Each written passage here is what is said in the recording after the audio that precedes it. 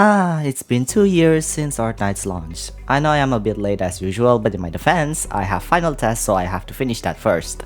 Now to be completely honest with you guys, I don't know how to make this video necessarily, but I am thinking my experience with Arknights for 2 years probably isn't such a bad idea to talk about.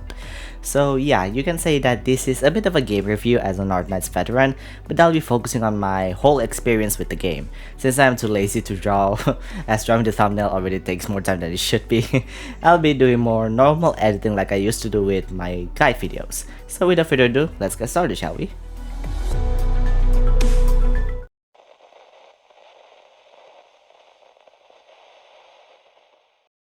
So how I play Arknights is simple. I was tracked to play the game.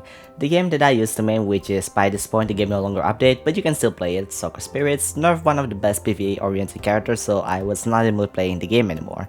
Although even before that, the game was very greedy, so yeah, you can see how it goes from there.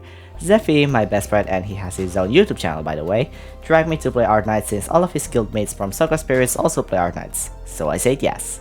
Despite of what I just told you guys, I actually pre-registered the game, and to be honest with you guys, I was not into the game at first. I remember that I ditched the game for about a week or so because I used to think that the game was very boring. Like, can you even blame me at this point? The tutorial is so slow and the early game was way too easy. I remember that I used to think that this game as an anime version of Plants vs Zombies, which until now I still think the same, just with very different mechanic where you cannot duplicate the same character. Although imagine if we can, we'll be seeing 9 AF Yalas in one stage by that point. At some point, it might be good for those with twin fetishes. Ugh. So anyway, after bored playing the game for like about a week, I decided to play the game once again. I remember I just forced myself to play the game, and once I reached chapter 2, I remember I started to get addicted with the game because the difficulty gets harder, but it's just right if you know what I mean. It's not too difficult, but it's not too easy either.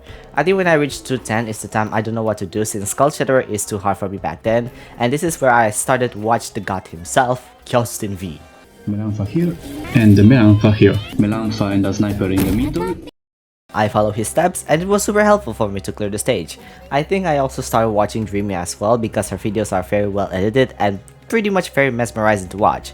I also watched Tecton, but I dropped him after watching like 3 of his videos because it's just not for me and I can sense weird vibes just by watching his videos. Now I think from here you guys can see that Dreamy and Kyo made me start making videos. Side note, before I start making videos, I made some thread for operator reviews on Facebook groups. But yeah, aside from that, my earlier Arknights videos were not that amazing, but I eventually got some exposure when I started making my infamous Ceylon video. That video was so well received and it actually made me so happy. So I started the iWay series. It was definitely fun while it lasted, but it started to get more chory and it doesn't bring much on the table for me, so I decided to stop. I do planning to bring it back just with the way I want it to be rather than making it as a guide. But yeah, let's move aside from that. My favorite event is definitely Heart of Surging Flames, or in other words, Obsidian Festival. It's kind of nice that they added the event permanently now, but the reason why I like this event so much is because the story is actually much easier to understand and it's the event that I got my waifu, Ceylon. I still use her until today and she pretty much dominated the Ceylon's event for me. Another reason why I like this event the most is because the vibe is really nice. The music is really good and the stages in the event are kinda have that ambient feeling, if you know what I mean. Being someone who lives nearby the sea, Siesta is one of the cities that I want to live in. I also like Sisi. Well, it's a stretch. Like is a stretch. I don't like it, but I don't hate it either. But considering that CZ is an annual event, I thought I just have to mention it. Probably my least favorite CZ is Pyrite because I remember that I cannot reach Risk 18 even though I have Suzerain and Angelina. Now I can reach Risk 18 easily because, well, these characters exist. Now, despite Dosoles have the similar theme with Siesta, I cannot fight with Dosoles at all because the existence of Chen Altar. Don't get me wrong, Chen Altar is amazing, but at the same time I cannot possibly believe that Hypergriff decided to make her altar because she went on a holiday. Not to mention, they made her really broken. Her design looks more like a skin than an actual operator, and it's rather off because Nerl, Skadi, Cruz, and Lapa have more logical reasons to have an altar, and so is Amia if you count her as well. Secondly, I don't like Merit Candela and Dosoles at all. Dosoles being a no money no living kind of place made me feel like it's a harsh place to live in despite being one of the most refreshing cities in Terra. Yes, I know there are more worse cities in Terra like, I don't know, Iberia or maybe Cernoborg, but yeah, you do get what I mean in here, alright? Mary Candela, on the other hand, takes in charge in her city by making disaster turn into some sort of entertainment. While her plan did work, but in the end for me, I just don't really like Mary Candela in general, and Dosales in my eye is something that I would go least to despite it being Water Team City. I would say that this is my least favorite event, although at least the farming system is not as tedious as Siesta and the welfare is worth the build. Favorite operator, shall we?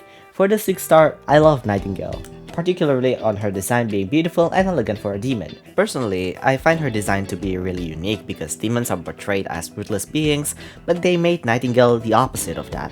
I also like her overall kit.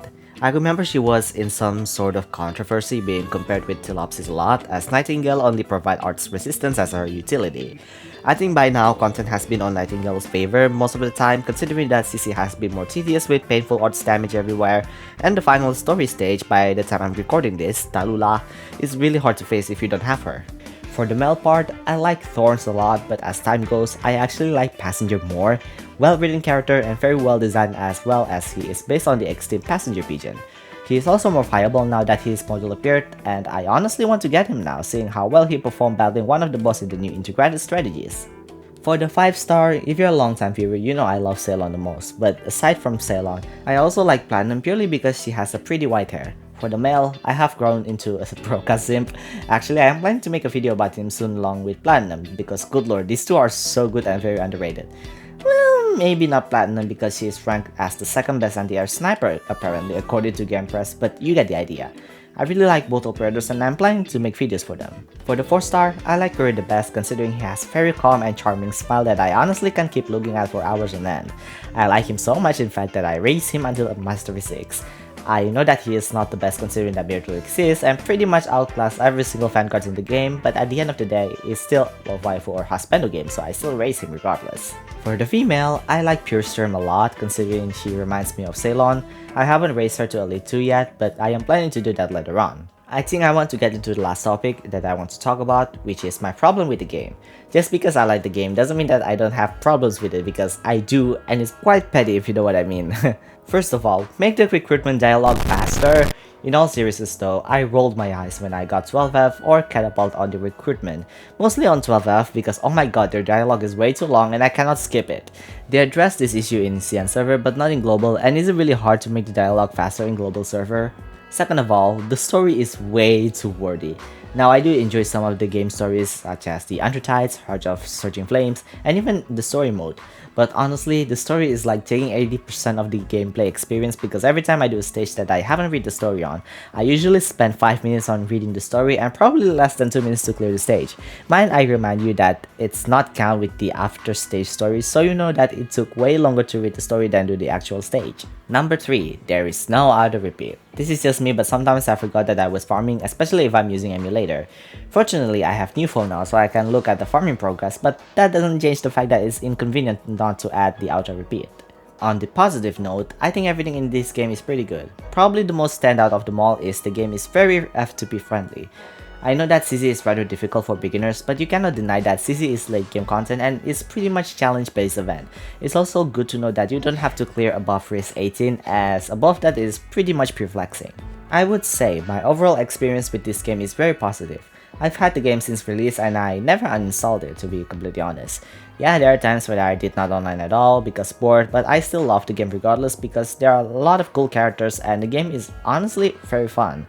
Most of the games these days are RPG or turn-based, which is kinda stale, not gonna lie, but having Arknights is much better paced in the mainstream anime gaming, and I honestly find it one of the top tier games that I ever played so far. If you never played the game, I highly recommend playing it as it is really fun and a really nice change of pace.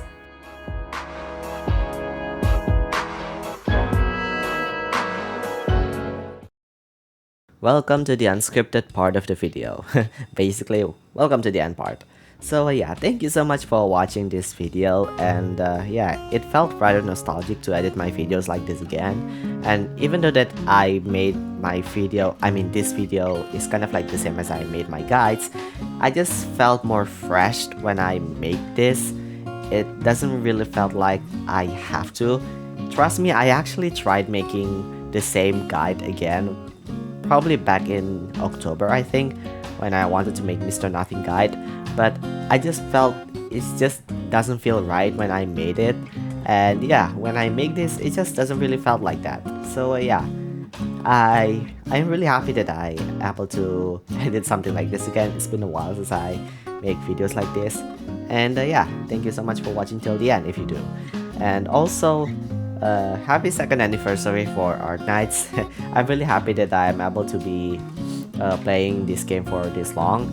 And also, I'm really excited for the Arknights anime. It's been a very long time since I also watch anime, so watching Arknights anime is probably gonna make me felt like I'm gonna be a weep again. I don't know. But yeah, thank you so much for watching, and I'll see you guys on the next video. Bye!